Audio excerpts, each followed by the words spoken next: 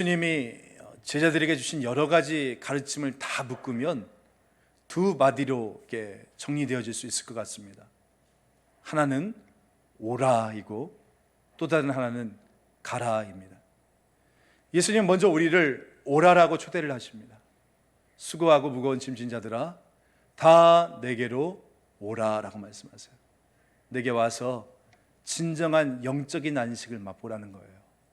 내게 와서 하나님의 사랑과 평안을 맛보라는 겁니다. 그리고 다시 살아나라. 주님께서 이렇게 말씀하세요. 하지만 이것으로 끝이 아니죠. 이제 주님은 은혜를 받았으면 세상으로 돌아가라라고 말씀하십니다. 예수의 능력, 성령의 능력으로 무장한 후에 세상으로 돌아가서 예수의 능력으로 세상을 변화시켜라. 그러면서 우리를 보내시는 거예요. 그래서 우리는 항상 이 성경 말씀에 오라와 가라란 이 두 단어가 팽팽하게 갈등하고 있음을 보게 되는 거죠. 여러분, 지금까지 우리가 복음서를 보면서 예수님께서는 자신의 공생애가 마치게 되어진다는 것을 알면서 점점 십자가가 자기에게 다가오신다는 것을 아셨어요. 그래서 제자들에게 장차 나타날 그 하늘의 영광을, 당신의 하나님 되심을, 그 영광의 주님의 모습을 보여주시지 않았습니까? 변화산에서요. 하지만 또 한편으로는 이 제자들 세상 속으로 파송하실 준비를 하시는 겁니다. 그렇습니다. 오늘 저와 여러분을 주님의 임재로 끊임없이 초청하시고 부르시는 우리 주님께서는 또한 은혜를 체험한 저와 여러분을 세상 속으로 파송하시는 주님이시기도 하신 것입니다. 따라서 진정한 교회는 이 오라와 이 가라가 살아있는 교회인 것입니다. 여러분, 바라기는 우리 염창중앙교회가 오라와 가라가 살아있는 생명력 있는 교회가 되어지기를 간절히 소망합니다. 우리 같이 한번 1절 말씀 같이 한번 읽어볼게요. 1절 시작. 그 후에 주께서 따로 70인을 세우사 친히 가시려는 각 동네와 각 지역으로 둘씩 앞서 보내시며. 여러분, 여기서 70인을 세우사라는 이 말이 어떤 의미를 가지고 있는지를 우리가 먼저 좀 살펴봤으면 좋겠습니다. 여러분, 한번 질문 한번 드려볼게요. 왜 예수님이 60도 아니고 80도 아니고 70명을 세웠을까? 이것을 왜 누가가 기록을 했을까요? 이 70에 어떤 의미가 담겨져 있기 때문이지 않겠습니까? 여러분, 예전에 혹시 기억나실지 모르겠는데 제가 12이라는 숫자가 뭘 상징한다고 했어요? 12? 12? 목사 참 편해요. 다 잊어버리니까 뭐 그 다음 주에 와서 해도. 12이 뭘 상징한다고 했죠? 교회를 상징한다고 했어요. 12의 혈류병 앓았던 여인을 치유한 사건, 야이로의 12살 딸을 살리신 사건은 교회의 회복과 교회를 살리시는 예수님의 뜻이 담겨져 있다고 했습니다. 마찬가지입니다. 이 숫자 70이라는 숫자에도 특별한 의미가 담겨져 있어요. 뭐냐? 바로 전 세계의 나라와 민족을 상징하는 숫자가 뭐라고요? 숫자 70이라는 것입니다. 여러분, 당시 유대인들은 온 세상에 70개의 민족이 존재한다라고 생각을 했대요. 여기에는 어떤 그 성경적인 근거가 있는데요. 우리 신명기 32장 8절 말씀을 보세요. 지극히 높으신 자가 민족들에게 기업을 주실 때, 인종을 나누실 때 이스라엘 자손의 수요대로 백성들의 경계를 정하셨도다. 그 당시 하나님께서 민족과 인종을 나누실 때 어떤 숫자를 기준으로 한계를 정하셨다라고 나옵니까? 이스라엘 자손의 수요대로라고 분명히 얘기를 합니다. 그러니까 이스라엘 자손의 숫자가 당시 나라와 민족과 열방의 숫자였다는 거예요. 당시 유대인들은 그렇게 생각을 했다는 거죠. 그렇다면 여러분, 이스라엘 자손의 숫자가 몇 명입니까? 이 이스라엘이 야곱의 다른 이름이잖아요. 여러분, 야곱의 자손의 숫자가 창세기 46장 27절 말씀에 나와 있어요. 보니까 야곱의 집 사람으로 애굽에 이른 자가 모두 몇 명이라고요? 70명이었다. 따라서 이 숫자 70이라는 것은 모든 나라와 민족을 뭐하는 숫자예요? 상징하는 숫자였다는 것이에요. 실제 70개는 아닌데 이 모든 열방과 인종과 민족을 상징하는 숫자가 바로 70이었다라는 것입니다. 여기서 우리는 예수님의 의도를 명확히 알 수 있습니다. 여러분, 왜 60도 아니고 80도 아니고 왜 70명의 제자를 따로 세워서 지금 파송하고 계십니까? 이런 뜻인 거죠. 바로 모든 나라와 민족에게 하나님의 복음이 전달되어야 된다. 이게 주님의 뜻이었던 것입니다. 왜죠? 오늘 2절 말씀에 보니까 2절을 한번 같이 한번 읽어보겠습니다. 시작. 이르시되 추수할 것은 많되 일꾼이 적으니 그러므로 추수하는 주인에게 청하여 추수할 일꾼들을 보내주소서 하라. 여러분, 추수할 영혼은 너무나 많이 있는데 추수할 일꾼이 없대요. 여기서 중요한 것은 추수할 영혼이 많다라는 것입니다. 이 땅에 하나님께서 준비하신 그 잃어버린 영혼들이, 그래서 오늘 저와 여러분이 복음을 전하면 그 복음을 받아들일 영혼들이 엄청나게 많이 있다는 것입니다. 누가 전도할 사람이 없다라고 합니까? 목사님, 저는 주위에 아무리 눈을 씻고 봐도 전도할 사람이 없어요.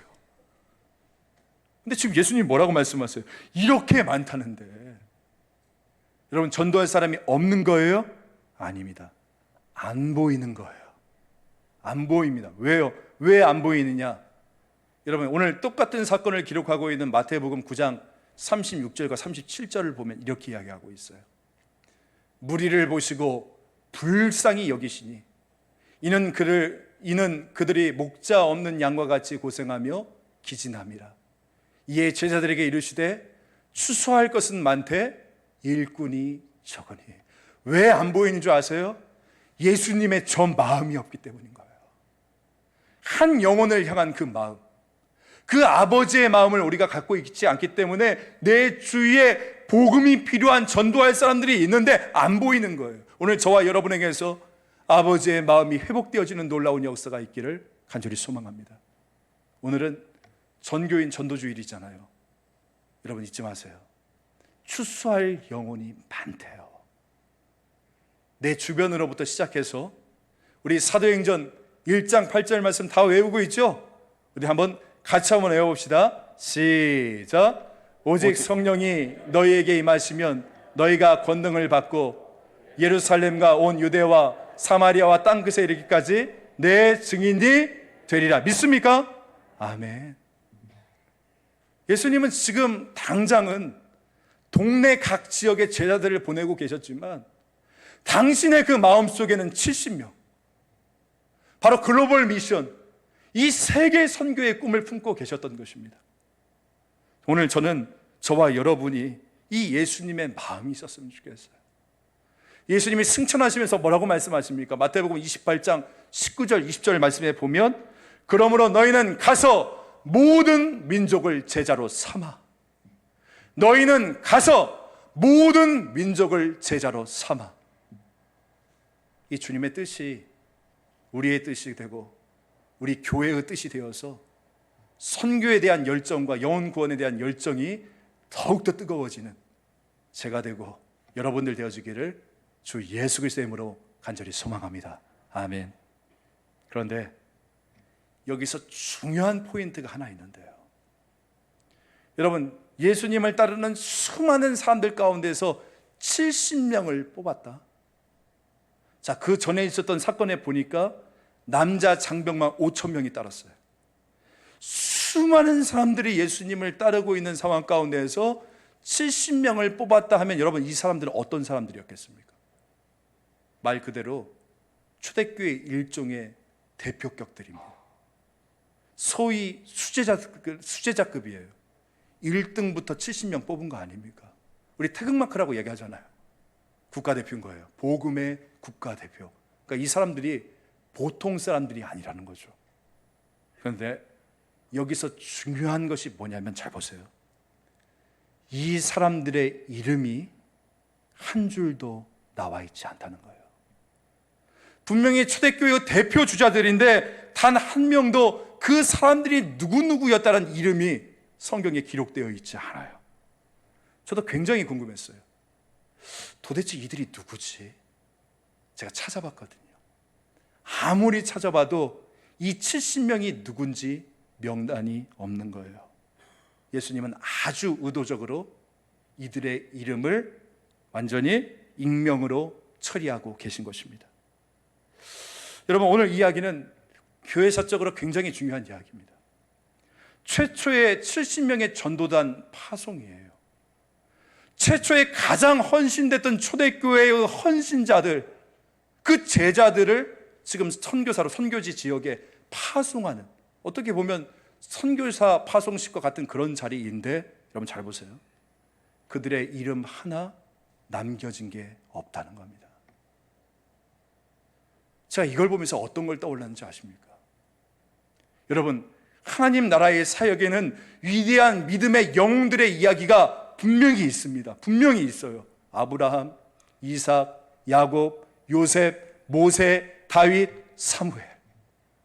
그런데 동시에 하나님 나라에는 이 믿음의 영웅들의 이야기로만 채워지지 않았다. 제가 그것을 깨닫게 되었어요. 주기철 목사님, 한경직 목사님, 현신의 권사님, 옥하는 목사님, 이런 믿음의 신앙의 위인들이 이 한국교회를 앞에서 이끌고 나가셨지만, 그런데 동시에 그 뒤에서, 저 뒤편에서 그들을 위해서 기도하고 있었던 수많은 무명의 그리스도인들의 기도와 섬김과 사랑과 헌신이 있었기 때문에 그 어려운 시기 가운데서도 세계가 주목할 만한 한국교회의 부흥을 일궈낸 것 아니겠습니까?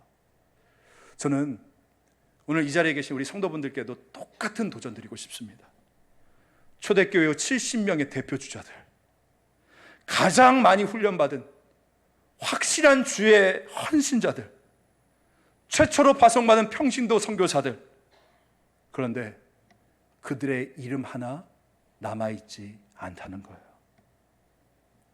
솔직히 우리는 이 땅에 와서 내 이름 석자 남기고 가는 것에 목숨을 겁니다. 교회에서도 내가 얼마나 그동안 헌신했는 줄 알아? 일 있을 때마다 내가 얼마나 앞장섰는지 알아? 그래서 요즘에는 이름 안 나고 빚 안 나면, 우리 교회는 아니겠지만, 봉사하지 않는다는 거예요. 이름 걸어줘야, 뭐든지 감투라도 씌워줘야 일한다는 거예요. 온다는 거예요. 여러분, 그래서 교회에서 행사할 때마다 가장 짜증나는 게 뭡니까, 솔직히? 무슨 명예회장, 명예실행회장, 명예총무, 명예대회장, 그냥 온갖 이름들이 다 붙어 있는 거예요. 이런 식으로 이름 내고 빚 내는 일에 자꾸만 익숙해져 있는 우리의 그런 모습들, 참 부끄러운 이야기죠.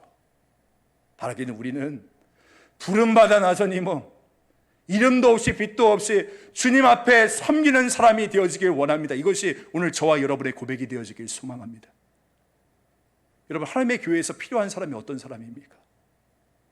주님께서 세우실 70명의 이 수지사급 대표자들이면서도 자기 이름을 남기는 일에 아무런 관심이 없는 사람들, 이 사람들이 진짜 이 한국 교회 안에 필요한 사람들 아니겠습니까? 제가 이런 분들을 몇 분을 여러분들께 소개할까 합니다. 앞에 한번 사진 한번 보여주세요. 여러분, 저분들 누군지 아세요? 사진 3장 있는데 3장 한번 보여주시면, 저분들이 조선시대 말기의 권서들입니다. 권서. 들어보셨어요? 권서? 권사 말고 권서. 그러니까 지금으로 130년 전에 이 조선의 복음이 처음 들어왔을 때 이 조선 팔도를 누비면서 성경책을 나눠주고 한글을 가르쳐주고, 그리고 사람들이 글을 못 읽으니까 성경 말씀을 들려줬던 사람들, 저들이 바로 권서입니다. 성경을 권했던 사람들이란 거예요. 여러분, 우리가 한국 교회사에 대해서 이야기하면 누구에 대해서 이야기합니까? 최초의 장로교 선교사 언더우드, 최초의 감리교 선교사 아펜젤러, 최초의 부흥사 이기풍, 평양 대부흥의 길선주, 손양원, 주기철, 우리가 이런 분들에 대해서만 이야기를 하지만, 그런데 조선의 선교 역사와 한국 기독교의 놀라운 부흥의 역사 속에 너무나도 놀랍게도 이렇게 알려지지 않은 사람들, 조선시대 권서들의 이야기가 있었다는 거예요. 여러분, 조선 말기에 그 복음이 전해질 때 외국인 선교사들이 복음 다 전한 거 아닙니다. 복음의 70%를 저 권서들이 전했다라고 얘기해요. 외국인 선교사의 문헌에 보면 가는 곳곳마다 두들겨 맞기도 하고, 시장의 저적거리에서 명성말이 당하기도 하고, 돌팔매질 당하기도 하고, 굶어 죽기도 하고, 한겨울에 얼어 죽기도 하고, 호랑이의 밥이 되기도 하고, 이 산적들로 말미암아 죽음을 당하기도 했지만, 그냥 무너져버리는 조국적 조선을 바라보면서 하나님, 이 땅이 이 성서 조선 되게 하여 주옵소서. 하나님의 말씀 위에 세워지는 조선 되게 하여 주옵소서. 이 복음에 대한 열망 하나 가지고 이 조선 팔도를 누비면서 복음을 전했던 그 사람들. 여러분, 마지막 사진 한번 보여주실래요?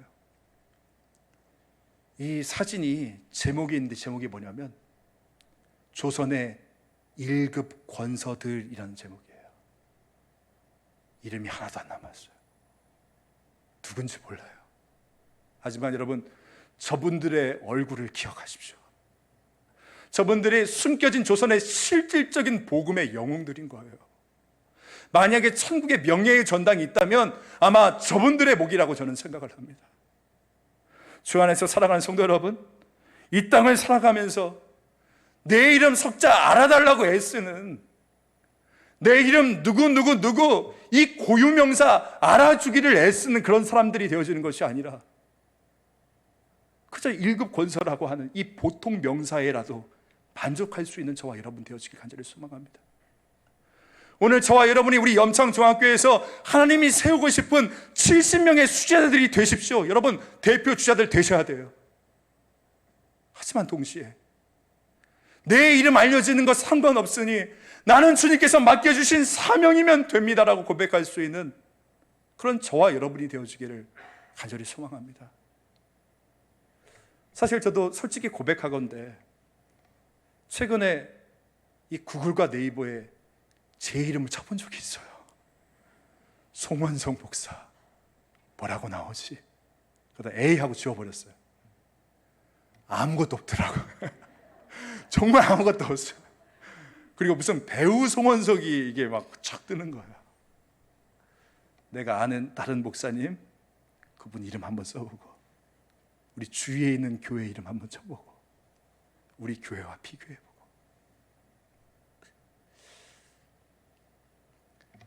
이렇듯 우리 모두 안에 있잖아요. 유명해지고 싶은 그런 어떤 연약감들. 우리 안에 남아있는 끝없이 날 알아줬으면 하는 마음들, 끝없이 누군가와 비교하는 마음들. 하나님만 나의 이름 알아주면 되는데, 하나님 나라에서만 검색되어지는 이름이면 되는데, 아니 날 우습게 여겨. 내가 얼마나 헌신했는데, 내가 어떤 존재인데, 바로 이렇게 누군가 나를 알아주기를 원하는 마음들.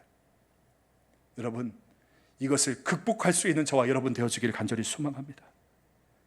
수많은 사람들의 이 관객들의 박수 소리보다 한 분 하나님이 박수 쳐주시면 된다라고 만족할 수 있는 사람, 수많은 사람들의 조롱과 비웃음보다 단분 하나님께서 나를 바라보시고 미소만 지어주시면 된다라고 고백할 수 있는 사람. 여러분, 다른 사람들에게 박수 소리 받으려고 하지 마시고 우리 인생에 단 한 분, 오직 주님께서 우리에게 박수 쳐 주시면 되는 거 아니겠습니까? 예전에 제가 섬겼던 교회에서 파송했던 선교사님들을 다 모아서 선교사의 위로의 밤, 이 행사를 했어요. 각 지역에 파송하신 선교사님들 다 교회에 모아서 음식도 대접하고 그러면서 위로하면서 꼭 부르는 찬양이 있었어요. 세상이 당신을 모른다 하여도란 찬양인데, 이런 찬양이에요. 세상이 당신을 모른다 하여도 주님은 그 이름 마음에 새겼네. 세상이 주 이름 모른다 하기에 오늘도 그 이름 열방에 새기리. 선교사님들, 세상이 여러분들의 이름을 모른다 하여도 주님께서 여러분들의 이름을 마음속에 기억하신대요. 이렇게 이야기하면 다 웃어요. 그 마음이 이해되세요? 심지어 교회에서도 잊어버리고 파송한 기회에서도 기억하지 못하고 정말 사람들 가운데서 내가 다 잊혀지는 존재가 아닌가? 이런 절망 가운데 있을 때 아닙니다. 주님께서는 여러분의 이름을 그 마음속에 새기고 계십니다라고 말하면 얼마나 큰 위로를 받는지 모른대요. 제가 이번에 필리핀 선교를 갔다 와서 느꼈어요. 우리 윤범희 선교사님, 김호덕 선교사님, 그런 마음이실 거라고 생각을 해요. 여러분, 우리 교회에도 이름 없이 이렇게 빛도 없이 섬기시는 수많은 무명의 성도들 한 분 한 분들 너무나 많이 계시죠. 제가 이번 주에 다 있었던 일이에요. 제가 목요일에 교회를 출근하려고 사무실에 아침에 이렇게 들어오는데 제 앞에 한 권사님이 이렇게 제 앞에서 교회를 이렇게 들어가시는 거예요. 아, 권사님, 뭐 교회 모임 있으세요? 라고 했더니 아니요, 목사님. 평일에 그냥 와서 교회를 위해 기도하려고요. 라고 얘기를 하시는 거예요. 그 전전날이었어요. 새벽 예배 인도를 마치고 이제 아침에 말씀을 묵상하다 한 8시쯤 돼서 이제 씻고 아침 먹으려고 교회를 딱 나섰는데 분명히 직장 다니시는 권사님인데 교회를 이렇게 걸어오시는 거예요. 마주쳤어요. 좀 왜 교회로 오세요? 아, 목사님, 출근하기 전에 기도하고 가려고요. 그리고 목요일이었는데 제가 이제 설교 준비하느라고 좀 늦게까지 교회에 있었어요. 한 8시 반, 9시 그 사이에 이제 정리하고 내려오는데 막 공당에서 막 무슨 막 소리가 들리는 거예요. 무슨 소리지 하고 딱 내려왔더니 권사님 두 분이 그냥 여기서 부흥회를 하고 계시더만요. 막 기도하고 있어요. 여러분, 제가 그거 보면서 뭘 느꼈는 줄 아십니까? 우리 염창중앙교회는 담임 목사 한 사람에 의해서 세워지는 교회가 아니라 정말 이름도 없이 빛도 없이 그렇게 저 이름도 없이 정말 이 교회를 위해서 기도하시고 수고하시고 사랑하시고 섬기시는 그 무명의 한 분 한 분을 위해서 그분들에 의해서 우리 염창중앙교회가 지금껏 세워져 왔구나. 회의 때마다 목소리 큰 사람 때문에 직분 받았다고 목이 뻣뻣한 사람들로 인해서 이 교회가 세워진 것이 아니라 잃어버린 그 영혼 품고 그 잃어버린 영혼을 위해서 새벽과 낮과 금요일 밤에 정말 해 뜨는 데부터 해 지는 데까지 기도했던 그 성도 한 분 한 분들로 인해서 이 교회가 세워졌던 것이구나. 이것을 다시 한번 깨닫게 되었어요. 오늘도 방송실에서, 교회 학교에서, 밖에 주차장에서, 지금도 중보기도실에서 이름도 없이 빛도 없이 기도하고 사랑하고 섬기시는 우리 사랑하는 성도 여러분, 오늘 주님께서 여러분들에게 이렇게 말씀하십니다. 고린도후서 6장 9절부터 10절 말씀 저와 같이 한번 읽겠습니다. 시작. 무명한 자 같으나 유명한 자요, 죽은 자 같으나 보라 우리가 살아있고, 징계를 받은 자 같으나 죽임을 당하지 아니하고, 근심하는 자 같으나 항상 기뻐하고, 가난한 자 같으나 많은 사람을 부유하게 하고, 아무것도 없는 자 같으나 모든 것을 가진 자로다. 믿습니까? 아멘. 오늘 1급 권서인 저와 여러분에게 하나님의 이 놀라운 축복이 임하게 되어질 줄 믿습니다. 아멘. 이렇게 우리가 이름도 없이 빛도 없이 주신 사명에 감사하면서 묵묵히 나아가면 여러분, 우리는 뭘 기대합니까? 뭘 기도하세요? 야, 시온의 대로가 이제 쫙 열릴 것이다.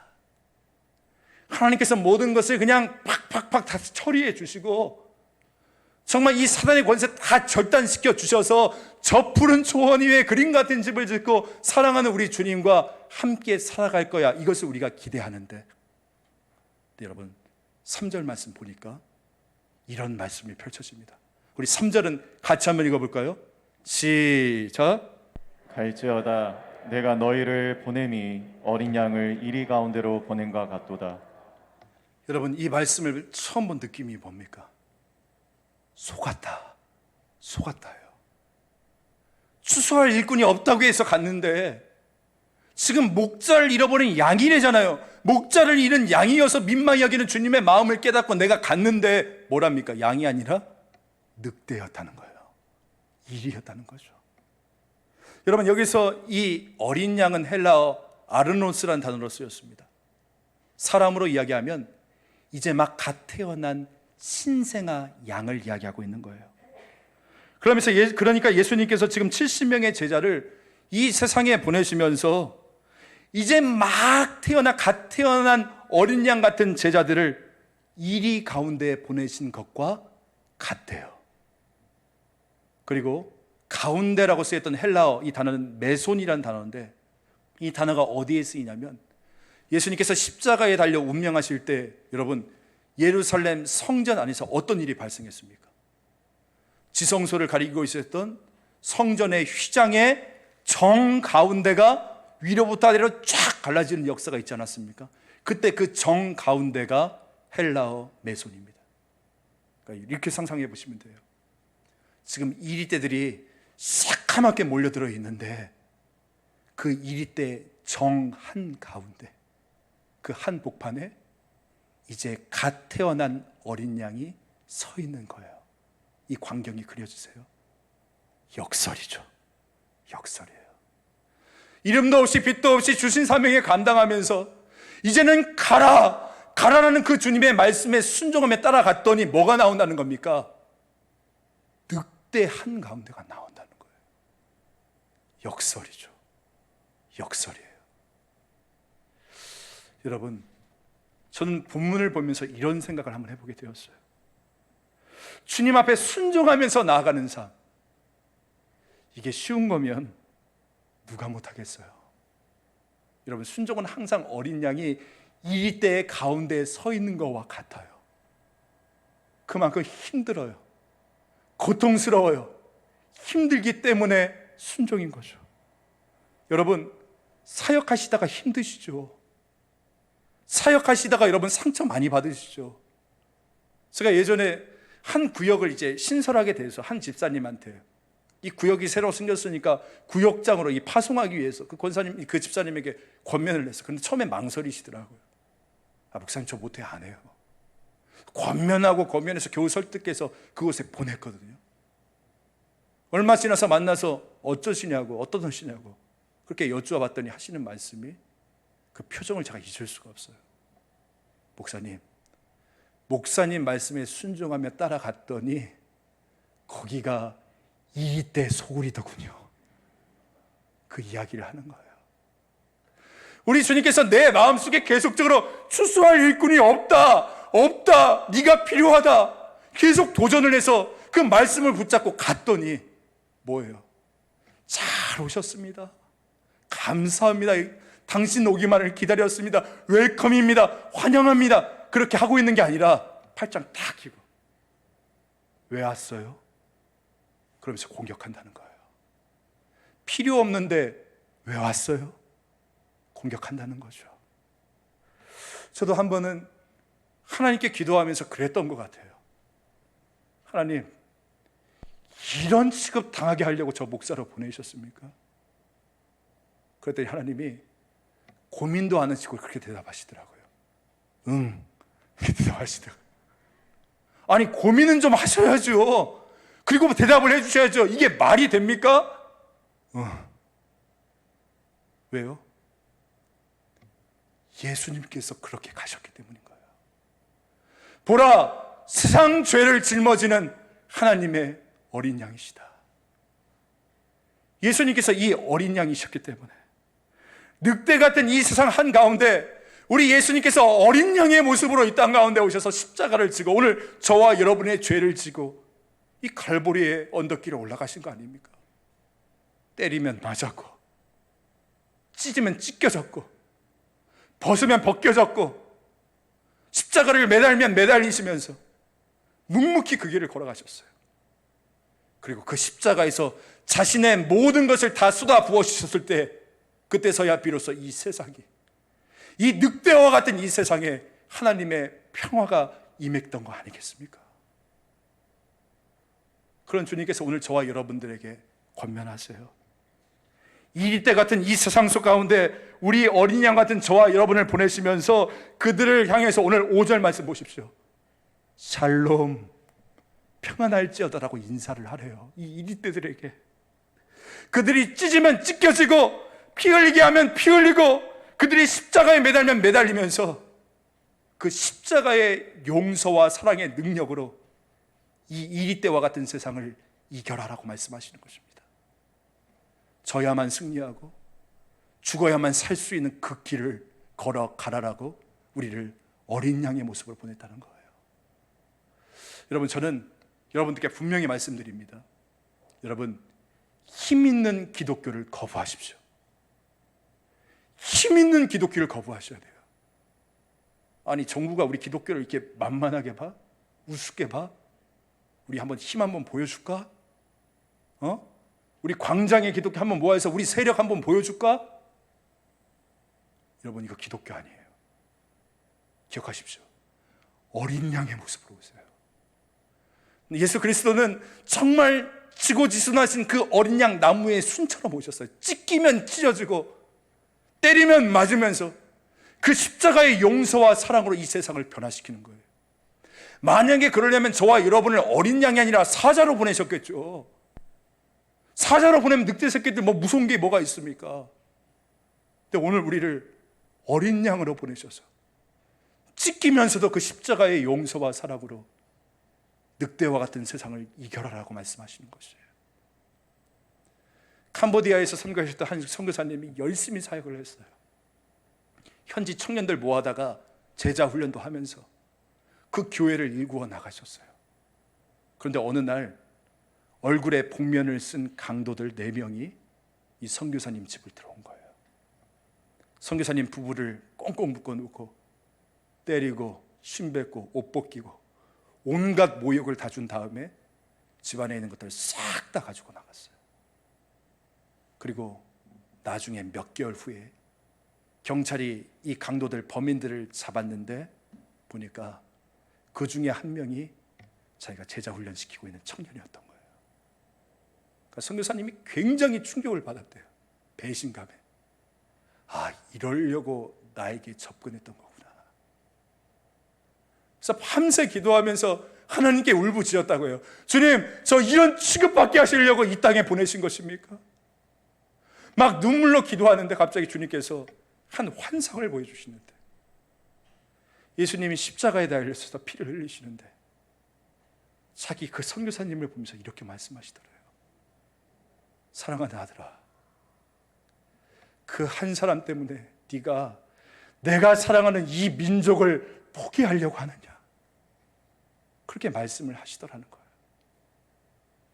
사랑하는 성도 여러분, 주님께서 보내신 그 자리 가운데서 우리가 고통의 눈물을 흘릴 때 여러분 꼭 기억하세요. 그것은 바로 오늘 저와 여러분이 하나님의 아들과 딸이라는 증거인 거예요. 여러분, 전쟁을 끝날 수 있는 가장 중요한 승부처가 될 그 마지막 전투에서 목숨을 내던지시라도 임무할 완수가 있어요. 임무할 사명이 있어요. 여러분, 그 사명을 감당하기 위해서 여러분들이 그 어떤 한 사람을 보내신다면 여러분 누구 보내시겠어요? 이제 막 갓 입대한 이등병 보내시겠습니까? 아니잖아요. 내가 가장 믿을 수 있는, 정말 내가 가장 의지할 수 있는 내 아들 같은 그 존재, 그 마지막 임무를 위해서 보내는 거 아니겠습니까? 여러분, 예수님께서 이 땅에 오셔서 십자가를 지신 것은 저주받으셔서가 아니에요. 왜입니까?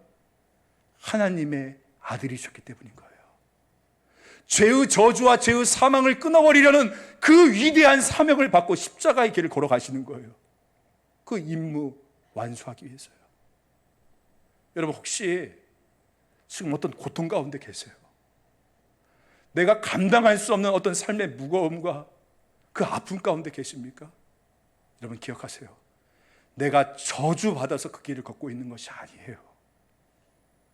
저와 여러분이 마치 그 독생자처럼 하나님께서 여기시는 하나님의 아들, 딸이기 때문에 오늘 우리가 그 길을 걷게 되는 줄 믿습니다. 여러분, 고난은요, 내가 고아라는 증거가 아니라 내가 하나님의 아들과 딸이라는 증거예요. 내가 버림받았음의 증거가 아니라 내가 하나님의 선택받았다는 뜻이고, 이 무거운 십자가가 나에게 주어진다는 것은 오늘 저와 여러분이 하나님의 아들과 딸인 증거임을 기억할 수 있기를 간절히 소망합니다. 그래서 예수님은 요한복음 17장 18절에서 이렇게 말씀을 하세요. 아버지께서 나를 세상에 보내신 것 같이 나도 그들을 세상에 보내었다. 하나님께서 이 어린 양 예수를, 이 당신의 아들인 예수를 어린 양의 모습으로 이 땅 가운데 십자가의 능력과 그 십자가의 사랑으로 이 세상을 승리하라고 보냈던 것처럼 나도 너희를 어린 양으로 늑대와 같은 이 세상 속에 보낸다. 십자가의 능력과 승리로 승리하라고 말씀하고 계시는 거예요. 여러분, 찬송가 442장, 아까 우리가 불렀던 찬송이죠. 저 장미꽃 위에 있으리란 이 찬송을 보면 3절에 이런 가사가 나옵니다. 밤 깊도록 동산 안에 주와 함께 있으려 하나, 그런 세상에 할 일 많아서 날 가라 명하신다. 주님 나와 동행을 하면서 나를 친구 삼으셨네. 우리 서로 받은 그 기쁨은 알 사람이 없도다. 우리는 밤 깊은 동산 안에서 주님과 함께 하고 싶죠. 우리는 그러고 싶어요. 그런데 주님께서는 괴로운 세상에 할 일 많으니 날 가라 명하신다는 거예요. 나보고 그 세상 속으로 들어가래요. 근데 여러분 기억하십시오. 우리가 그 세상 속에 들어가면 주님께서 나와 동행해 주시고 나의 친구가 되어 주신대요. 그러면 우리가 서로 받은 그 기쁨은 그곳에 가보지 않은 사람은 알 수 없는 그 놀라운 기쁨을 저와 여러분에게 주신다라고 분명히 말씀하고 계시는 거예요. 늑대 소굴 같은 이 세상 속에 보내지만 그가 우리의 친구가 되시고 가보지 않은 사람은 경험할 수 없는 그 놀라운 기쁨을 저와 여러분에게 주십니다. 다시 한번 이 명령 붙들고 오늘 예배 마치고 우리의 삶의 현장으로 우리가 나아갈 때 한 마리의 하나님의 그 어린 양으로 정말 그 십자가의 용서와 사랑의 능력을 가지시고 늑대와 같은 이 세상 속에서 승리하며 나갈 수 있는 저와 여러분 되시기를 주 예수 그리스도의 이름으로 간절히 소망합니다. 아멘. 하나님 아버지 감사합니다. 오늘 우리에게 주신 이 주님의 말씀을 다시 한번 붙잡고 하나님께 나아갑니다. 우리가 나아가는 이 세상께 정말 험하고 어려운 이 세상 속이지만 한 마리의 어린 양으로 십자가의 사랑과 능력으로 이 세상을 승리하셨던 그 주님처럼 오늘 우리도 하나님의 어린 양으로 십자가의 용서와 사랑의 능력으로 이 세상을 변화시켜 나갈 수 있는 저희들 되어지길 간절히 소망하오니 주님께서 우리 외에 친구가 되시고 동행하여 주시어서 하나님이 주시는 그 기쁨 가운데 주님을 향하여 나아갈 수 있는 단 한 분 하나님의 박수 소리만으로도 만족할 수 있는 우리의 삶이 될 수 있도록 아버지 역사하시고 인도하여 주시옵소서. 감사드리며 그저 예수 그리스도의 이름으로 기도합니다. 아멘. 같이 자리에서 일어나셔서 우리 결단서